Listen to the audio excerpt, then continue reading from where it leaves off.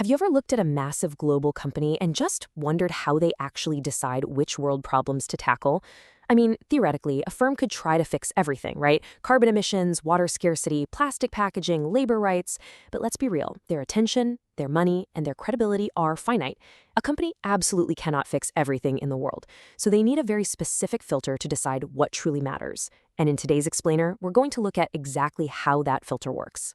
Okay, here's our roadmap for today. We'll be covering 1. What materiality actually is, 2. Single versus double materiality, 3. A practical case study to map it all out, 4. Who decides the rules of the game, and 5. What happens when materiality shifts.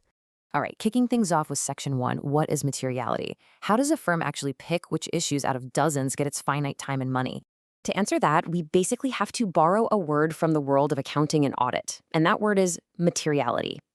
Think of it as a threshold. Information is considered material if leaving it out would actually change a sensible reader's decision. So, for example, a giant soft drinks firm, they care deeply about their water usage and sugar sourcing because those are highly material to the core business. But the specific brand of organic, fair trade staples they buy for the HR department, yeah, that falls well below the threshold. It's totally immaterial. And this brings us to a really harsh truth, drawn from Professor Michelle Costola's research. Focusing on immaterial issues while ignoring real pressing problems isn't just a bad strategy, it's corporate theater. Literally pouring effort into highlighting minor good deeds just to distract from massive, unaddressed environmental impacts is a textbook form of greenwashing. It crowds out what actually matters. Moving right along to Section 2, single versus double materiality. Let's look at the two different lenses we can use to view this threshold. So there are two distinct directions of materiality here. First, you have the outside-in, or the financial lens. This asks, does the issue affect the firm's enterprise value, their sales, or their costs? Then you have the inside-out, or impact lens. This asks, does the firm affect the world, the people and the planet? Because a firm can have a massive impact on the world without it immediately showing up on their own balance sheet. To really understand that inside-out impact, we need to talk about externalities. Economists define externalities as the costs or benefits a firm imposes on others that simply aren't priced by the market. For instance, if a factory uses a ton of water in a basin that's already experiencing a drought, well, it harms that local community long before it actually puts a dent in the firm's financial accounts. That is an externalized cost. So the absolutely crucial takeaway here is that a firm can produce two completely different sustainability reports depending on the lens they choose. If they use single materiality, they only count an issue if it hits their finances. That's the investor's perspective. But if they use double materiality, they have to count an issue if it's financially material or if it has a severe impact on the world. Either one is enough to put it on the radar. Let's dive into Section 3, the TerraFood case. We're going to map these concepts out using a practical simulation with a totally fictional food and beverage giant. Let's call them TerraFood. As a massive global food conglomerate, TerraFood has a huge supply chain and a highly visible consumer brand. That means they face a huge array of candidate issues. We're talking greenhouse gases, water, plastics, deforestation, food safety, and human rights. They obviously can't prioritize them all equally. So we have to map them out based on our materiality rules. Notice the inherent tension here when we look at their matrix.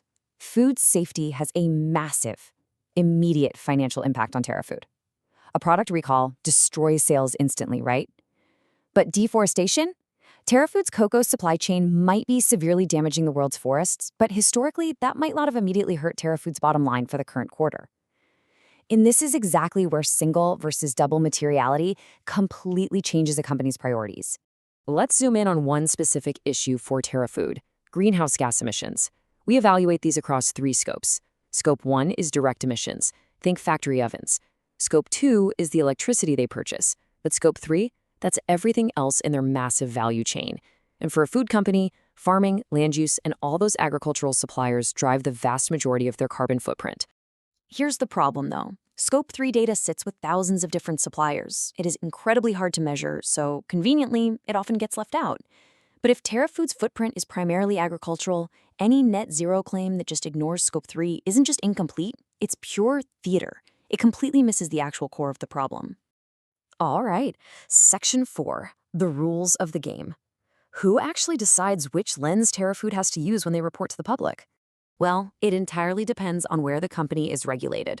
Under the UK standards or the global ISSB rules, they use the single lens, meaning TerraFood might legally be allowed to drop an issue like deforestation from its report if it doesn't immediately threaten profits. But under the European Union's CSRD laws, the double lens is mandatory. The EU effectively forces those impact issues onto the page, regardless of near-term financial risk. And regardless of which standard applies, you can't just write a nice, fluffy paragraph about a material issue anymore. It has to be rigorously reported across 4 pillars: governance, strategy, risk management, and metrics. This shifts sustainability from being just a glossy marketing brochure into a strict, audited financial disclosure. Which brings us to our final section, Section 5, when materiality changes. Because the most important thing you need to take away from this is that a materiality matrix is never static. Regulatory changes are constantly rewriting the map. For example, the EU's 2026 Omnibus Directive solidified the double materiality requirement for really massive companies. So a giant like TerraFood, blowing past those employee and revenue thresholds, is legally bound to manage and report its impact issues. The stroke of a pen on a new law instantly changes their materiality matrix. But, it's not just the law that moves these issues, it's society. Let's trace how an issue moves dynamically. Imagine that deforestation in TerraFood's cocoa supply chain. Yesterday, it was just an impact-only externality. But today, a major NGO launches a viral campaign targeting TerraFood's brand. Literally overnight, that reputational damage threatens sales. So what was just an impact issue has violently crossed the threshold into severe financial risk. And the evolution here is stark. Deforestation suddenly jumps to the top right of the matrix. Same goes for water. An impact issue turns into a financial crisis the second a drought forces a factory to shut down. External pressures and new laws push previously impact-only issues directly into the zone of severe financial materiality. So we can confidently say that what is material doesn't have a permanent, absolute answer. It's entirely dependent on the specific firm, the regulatory lens of the market they operate in, and the current point in time. It's a judgment call made in a dynamic, ever-changing environment. Which means, if you want to critically read a sustainability report, you have to watch out for common traps. Don't confuse financial risk with worldly impact. Don't let companies get away with completely ignoring Scope 3 emissions. And above all, recognize that a materiality matrix is an argument made by management, not an undeniable law of physics. You always have to ask yourself, whose voice is missing from this assessment? I want to leave you pondering this final, somewhat provocative thought.